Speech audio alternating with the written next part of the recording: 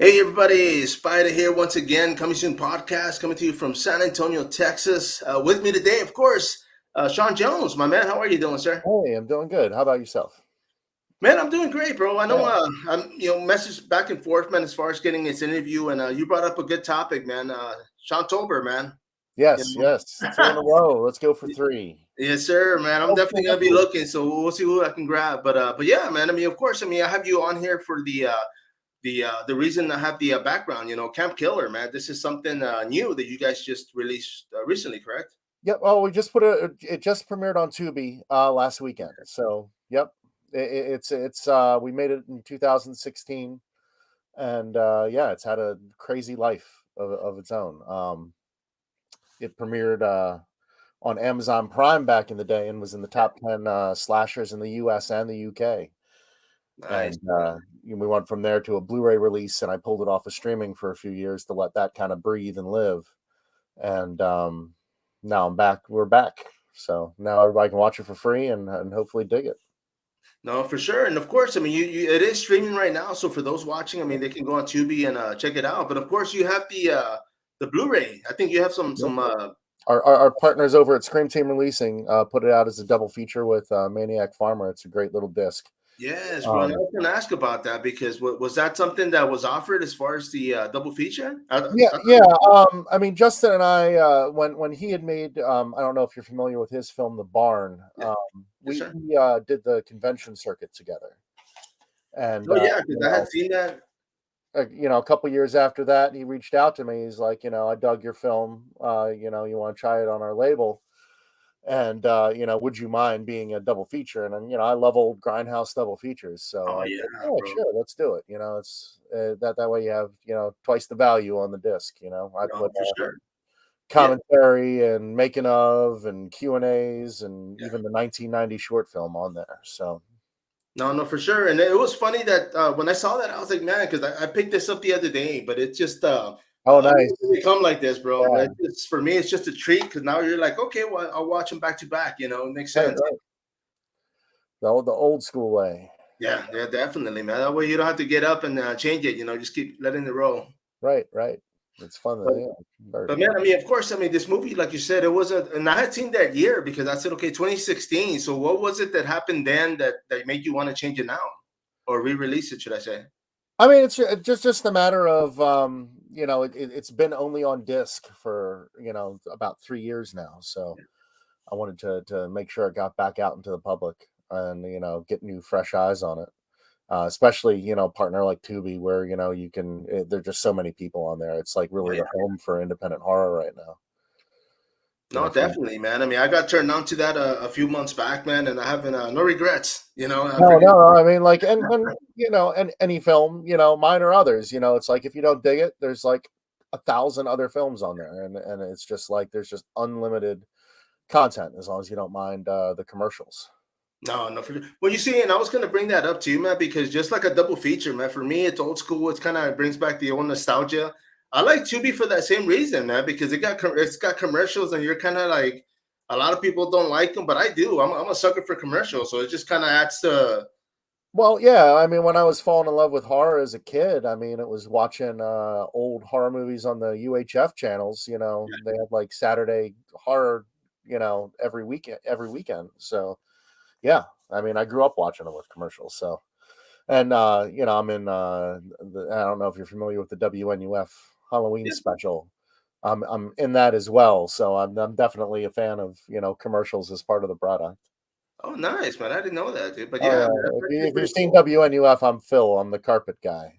Oh I'm man, in okay, both. now I gotta rewatch it. I'm in both the first one and the Out There Halloween special, the sequel that they did that came out last year. Oh, nice, bro. You see, and of course, I mean, when it comes to you being in the business, I mean, you are an actor, you're a writer. What aren't you doing when it comes I to? mean, pretty much everything. I mean, I've been making movies professionally for 20 years now.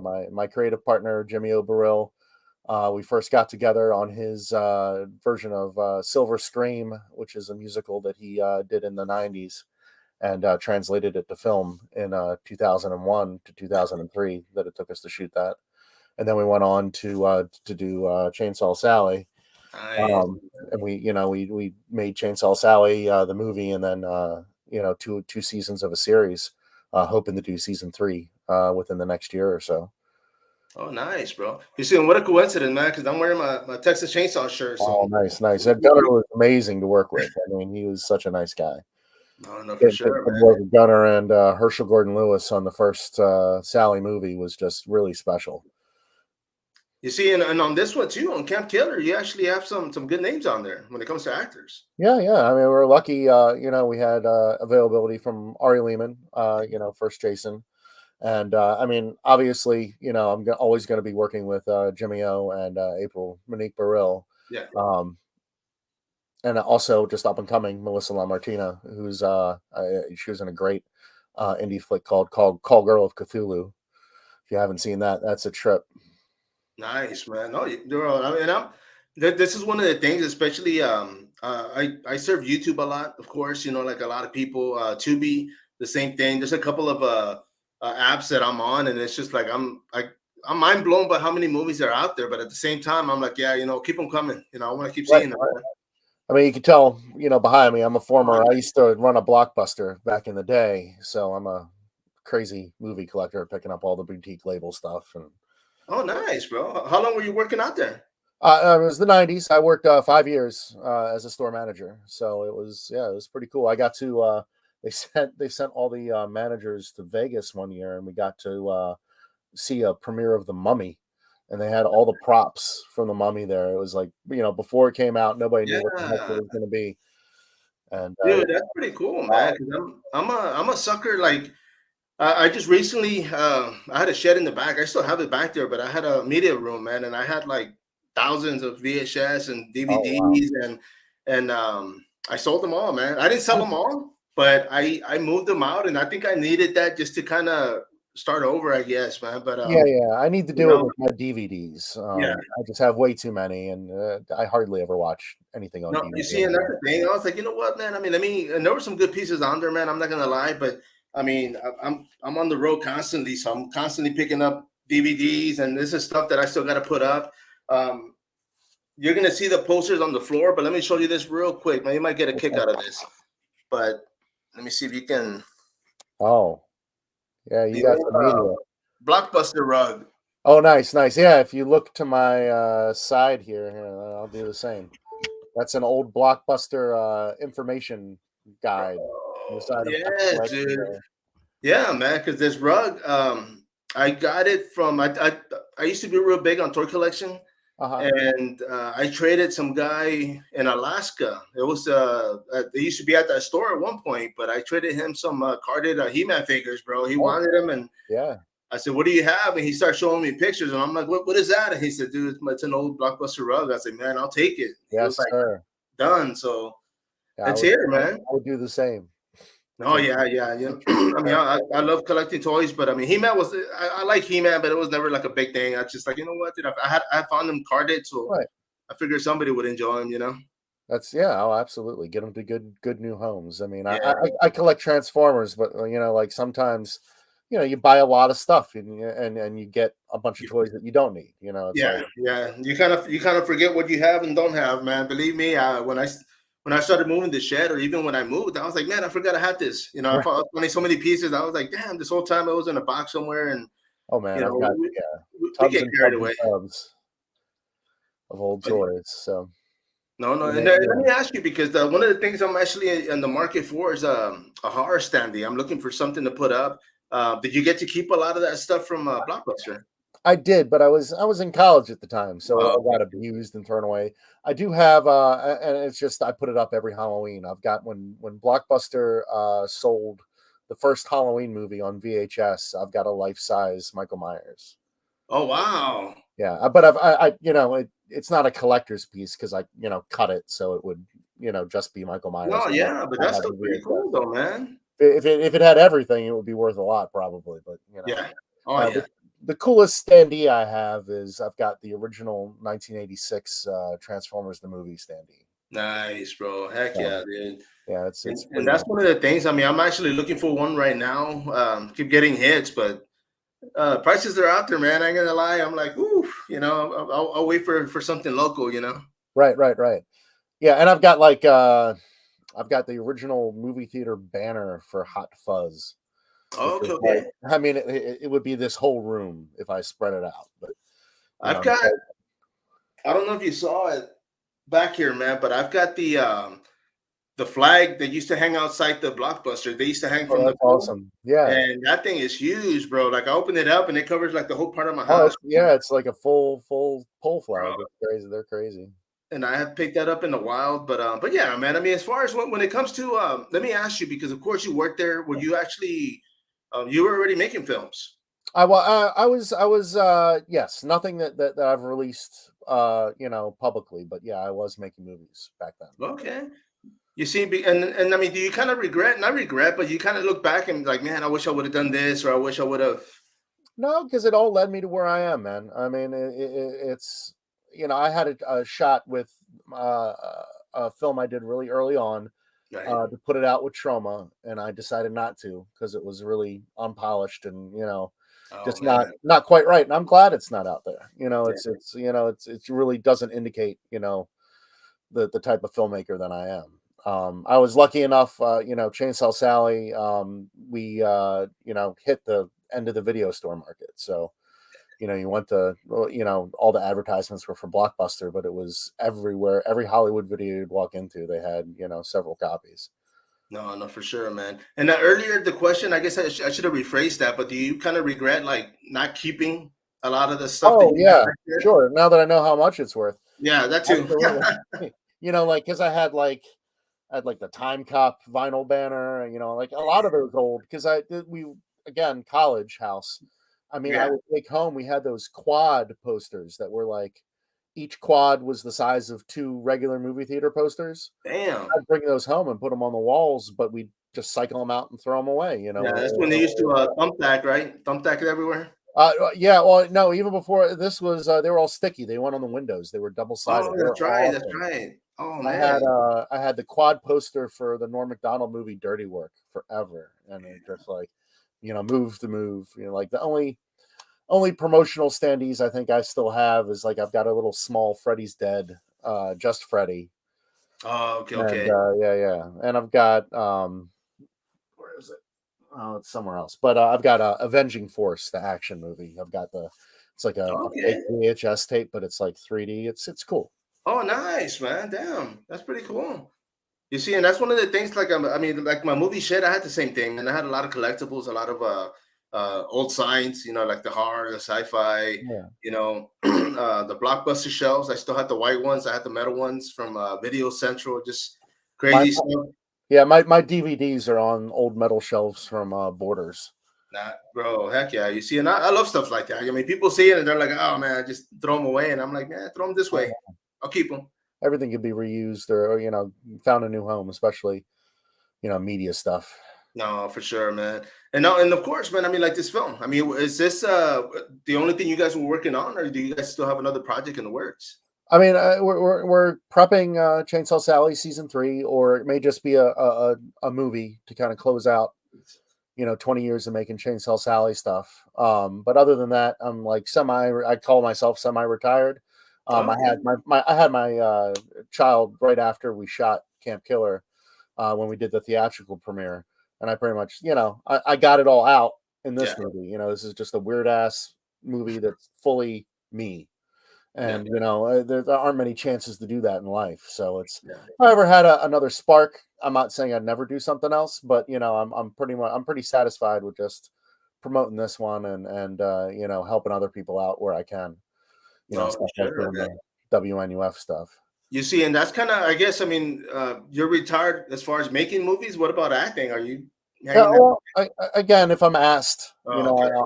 I'll pop up in something, but I'm not seeking it out, at this point. Got it, man. Definitely, man. And of course, I mean, this is y'all's first child, first kid.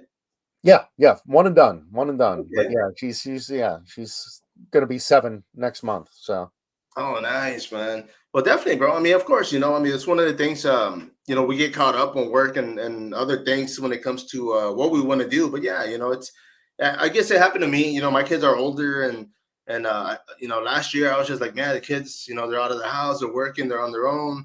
So I was like, man, it's time for me to start doing stuff, and that's kind of what I started doing. I was doing a fight uh, combat sports promotion Okay. uh, podcast, so I'm still doing that. But I got into this, and I said, you know what, man? I mean, I've been a fan of horror for years. First movie I went to go see at the theater, took the bus. It was like an '85, I believe, or '86, but it was Shud. Oh, And awesome. so, but it's just like that. Growing up, watching reruns of Alfred Hitchcock and the Twilight Oh, Zone, Black yeah. and White. So I was like, you know what, man, it makes sense. I get to meet a lot of people and interview interesting people like yourself, man. So I appreciate that. Thank you.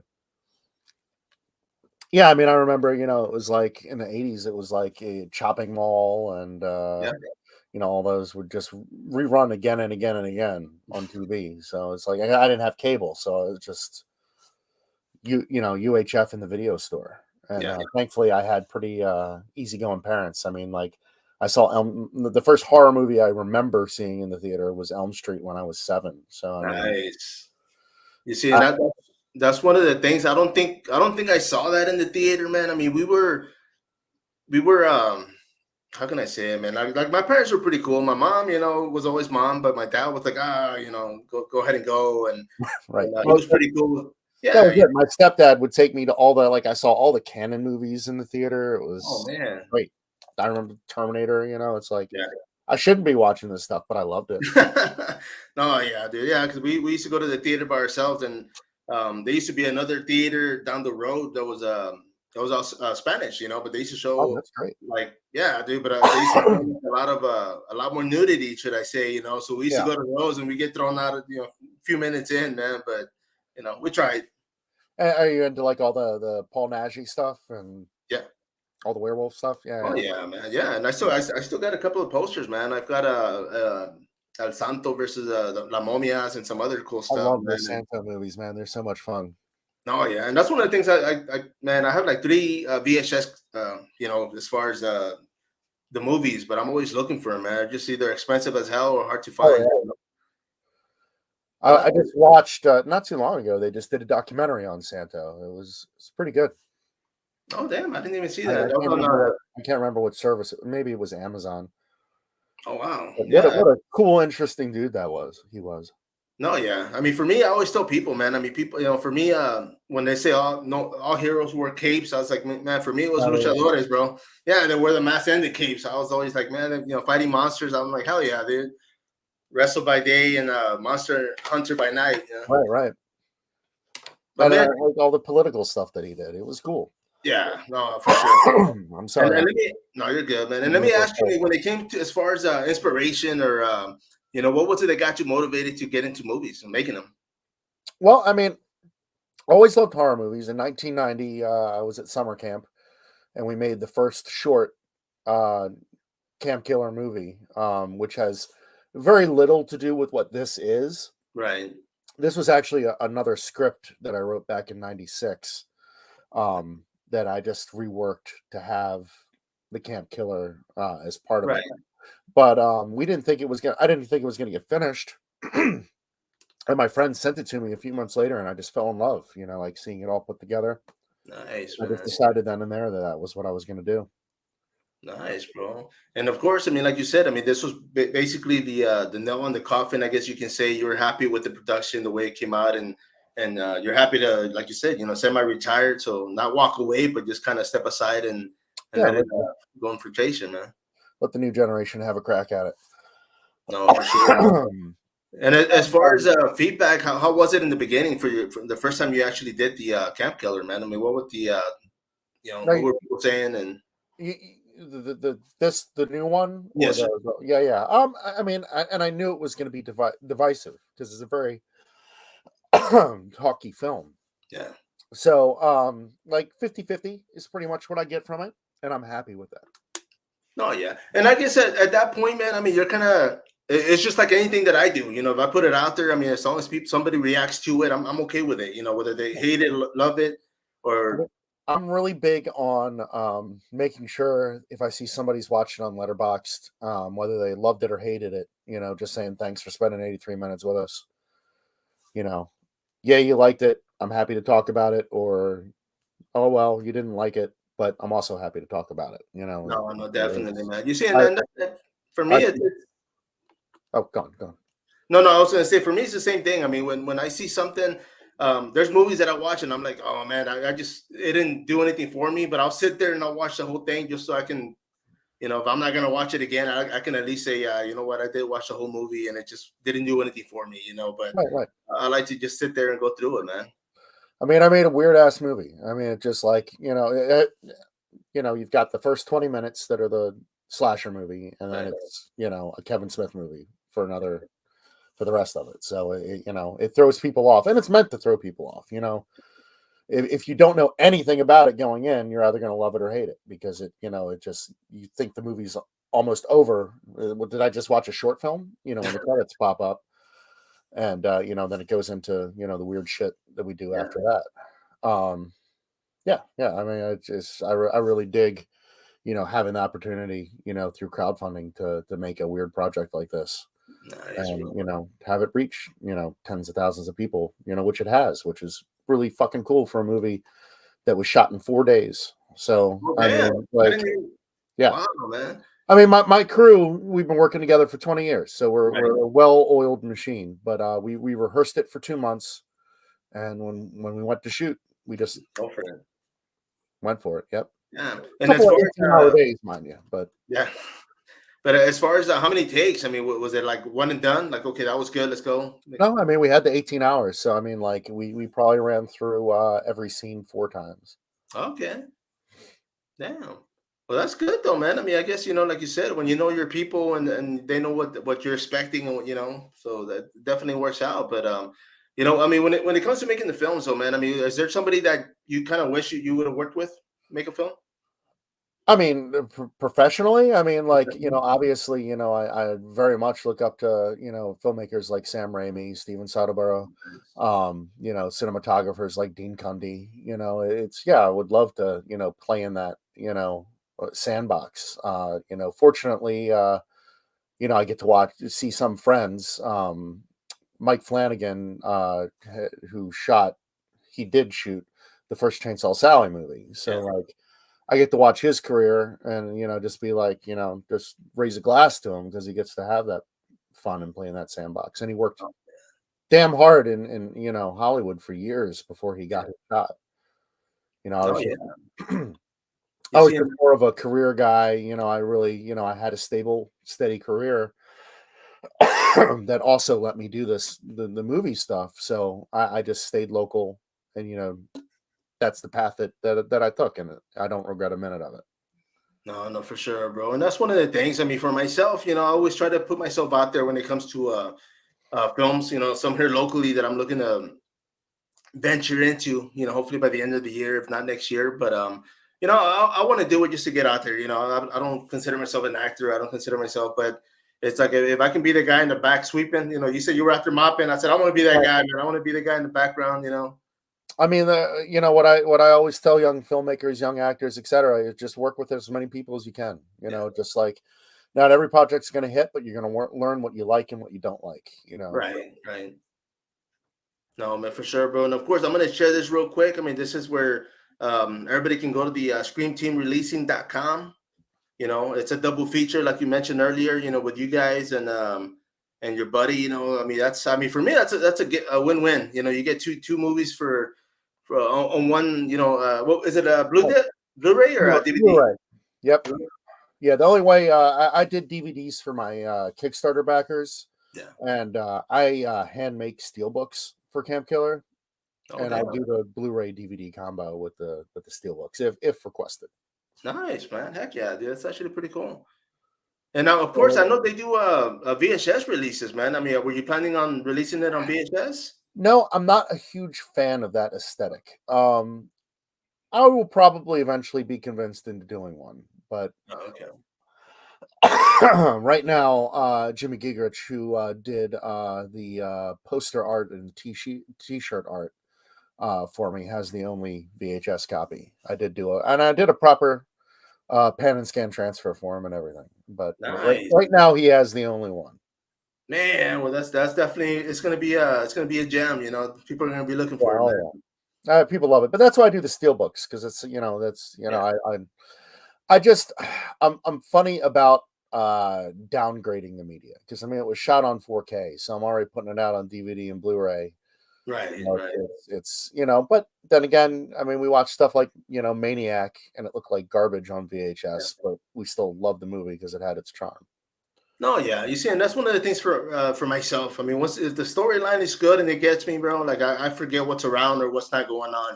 It's my girl, like she's not a big fan of horror, but she'll sit there because I'll be watching something, and she's quick to point out, like she'll be like, wait, she wasn't wearing that watch, or her hair's not in a bun, and I'm like looking at her like I didn't even notice it. I'm like stuck on the story. I call that Mark Redfield, who produced Chainsaw Sally. I call it the Redfield rule: is that if people are noticing that kind of stuff, you haven't done your job. Yeah. No, yeah, you see, but I mean, I guess because I am a fan of horror, so for me, like I said, I mean, the storyline that hooks me. Once it hooks me, I'm Yeah, just trying to pay attention. But I'll she's, take the journey. yeah, but she's over here talking to. I'm like, hey man, go over there with that sub, man. I'm over here trying to. Yeah.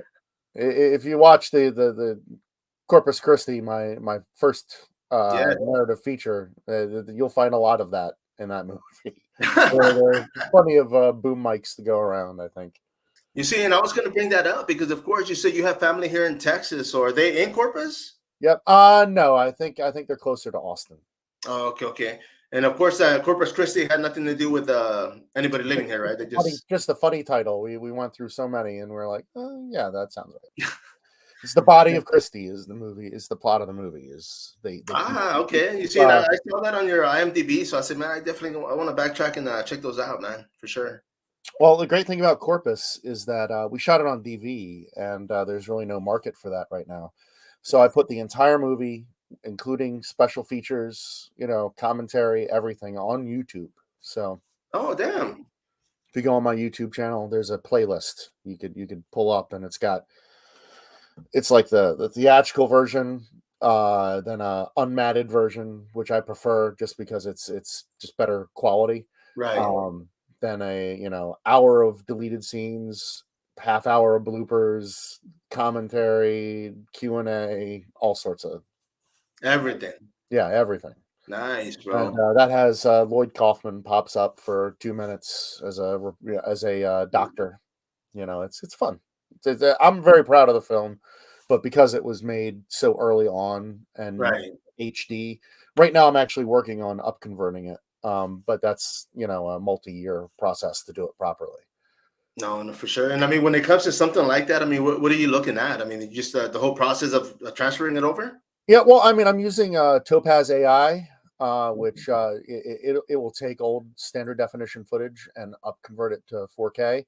Oh, The nice. problem is that it's kind of picky, so excuse me, I pretty much have to go reel by reel and convert Right. it, make sure there are no mistakes. And once I'm done that process, I could just dump it back into Premiere and use my original timeline and export it out like that. So Nice. it's gonna look kind of like a 16 millimeter film when I'm done with it. Okay, sweet, man. You see, and are you going to be releasing that on YouTube as well, or are you going to put it That'll on? probably be a Blu-ray when it Nice. finally comes out, but it'll be a while yet, probably another few years. No, no, for It's sure, very man. arduous. I mean, it takes just to do a pass on a reel. That's reel's about an hour long, so it's probably about 12 hours to do a Damn. reel. And then if there are any Woo. mistakes and I have to make some corrections to the I just have to do it all over again. So it takes a while. And then we're gonna, obviously recolor correct and redo sound, and it'll Damn. it'll it'll it'll just be a nice keepsake for the people who made it, and hopefully it'll Right. find an audience once it does not look like it was, shot through gauze. Yeah, man. And I got to ask you because I mean, you're talking about being semi-retired. So what is it that you're going to be doing these days then? I mean, I work. mean, creatively, I mean, I'm just, I'm focused on, remastering older projects and just helping, new filmmakers in the area. Baltimore is a very active film scene. So, I do like, hopping in and giving new kids a hand when they need it. Nice, bro. And of course, man. I mean, you said you've been and as far as in production when it comes to making movies, being an actor. Is there something that you haven't done as far as filming, like you wish you would have ventured into? I mean, I've never done a lead role. Oh, Um, yeah. certainly if I had the time to do it, I would love to do something like that. But I'm also a little old in the, to start doing that now. So I'm happy with Never the know, man. Never know. It's true. Look at character actors. They're. I think Brian Dennehy started when he was in his 50s. Oh yeah, I mean, there's a lot of people, and I didn't. Well, I don't want to say I didn't know that, but I mean, when I started seeing them, I kind of looked to see who they were, what they were doing, and it's like a lot of them got their start late in life, and I'm like, wow, that's interesting. It kind of gives you hope, because you're like, well, you just never know. Yeah, yeah. Just follow your passions. I mean, know that there's no money in the banana stand, Yeah. and just do what you love, and you can never go wrong. But if you start trying to be successful, that's when you can go down a really bad path. You see, and let me ask you that because you were saying you're always, right now you're willing to help other filmmakers, the younger generation or just people that are getting into it, whether they're young or not. But what is some advice? I mean, if somebody's like, hey, you know what, I'm gonna jump in a movie, I'm gonna, do, I mean, well, what's your goal? I mean, just keep doing them. I mean, I keep tell doing them to them. do it. Yeah, I mean, like there are a lot of people who are like wait for the perfect moment. There's no perfect moment. You just have to do it. You see, and You that's know, one of get, the things that I do a lot of conventions and a lot of these actors, I get to talk to them and I always ask them, like, man, I mean, when you actually auditioned for this film, I mean, was it something that you were looking to do? And they were like, man, I was just looking for work. yeah. Like I was just auditioning to every whatever I got, and they turn into a lot of them are like now considered classics, and it just they took their own life, and it's just like out of all the films, that's the one they remember for. And it surprises some of them. I mean, I've been around the convention scene long enough to see people come into it. It's like the first time I met the kid from Child's Play. I think he was just a guest at the convention. He had no idea that there were fans that were wanting to meet him. Yeah, you see, and that's one of the things I've noticed too, especially since last year. A lot more people are coming out, and it's not even so much like a lot of them aren't even like the lead actors. They're not. They're just people that were in the movie, and now Oh they're yeah. just people caught on, and they love it. I mean, the Walking Dead kind of messed it up for the convention circuit, where the prices are so high now. It used to be like an actor like that would be like $10 for an Yeah, autograph, and now it's like $40 minimum, no yeah, matter. yeah. Oh, they do that combo where they do the photo, Sure, autograph and sure. everything We else. we just had what? You had Texas Frightmare a couple weekends ago. Yeah, yeah, that was Yeah, out there. yeah. It's a good You con. see, Yeah. no, yeah, you see, and there's some actually a lot of people, actors at conventions, man, and a lot of them they'll be like, oh, it's $20 or it's, and I'm like, are you sure? Like, they're just like, yeah, man, 20 And, bucks. and that's what I what I am when I'm a Yeah, guest, which isn't very often. I mean, it's like I'm more known now for WNUF than yeah. the Chainsaw Sally stuff was huge back in the day, but nobody remembers it now. At least not until you guys get that one going, right? Right, right. Nice, It's bro. on No, yeah, Tubi, which is great. yeah, But it's like we were like just to put it in perspective, is our success rate. I mean, we were like what Terrifier is now yeah. back in 2007, and like just such short of a period of time that we're like almost a blip. I mean, we have our fans who are wonderful and amazing. But it's weird, how swept under the rug the whole You thing see, was. and I gotta say, because even those, that's gonna be like one of those films where, like in 10 years, if someone's just gonna dig it up, and all of a sudden, boom, it's Mhm. gonna be everywhere. That people are gonna remember and be, or new fans are gonna venture into it. And that's what I'm hoping with this one with Tubi. It's just like there's so many people that didn't get a chance to see it when it was on Amazon and aren't don't have their ear to the grindstone as far as stuff like independent boutique labels. So yeah, I welcome the opportunity for people to check it out. No, no, for sure, man. And of course, man, I mean, this is just one of many. Of course, I wanted to bring you on here and talk about this, film that's already being screened. Camp Killer, of course, like you said, it is on Tubi, correct? And they can Yep. order it on Blu-ray. ScreamTeamReleasing.com. Yep. And of course, bro. One of the things I mean, I would want to keep doing is especially if you're semi-retired, man. Maybe bring you back on and talk about what's Yeah. going on as far as conventions, going by you or vice versa, and Sure. Yeah. I'd love to visit. nice, bro. I do appreciate that, man, bro. Anything you want to say before we wrap this up, my man? No, I just really appreciate you having me on. It's I don't get to talk about the flick, very often, so it's a nice change in the day. No, no, for sure, man. And I will be bringing you back, of course, man. Don't hang up yet. Everybody out there, of course. Once again, Shawn Jones, this is sPidA, Coming Soon podcast. Till next time, follow up.